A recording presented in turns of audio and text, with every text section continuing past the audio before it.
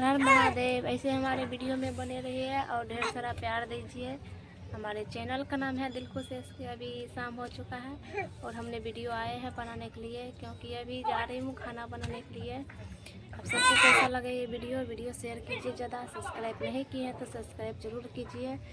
और वीडियो बनाते हैं ठीक ना, मतलब उतना नहीं बनाते, बस थोड़ा थोड़ा। ठीक है दोस्तों, ये शाम का नज़ारा, गाँव का नज़ारा है, देख सकते हो।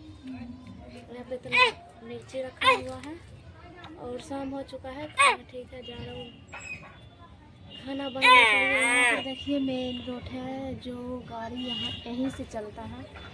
तो दोस्तों ठीक है, आप सबको मैं ज़रूर मिलती हूँ अगले वीडियो में।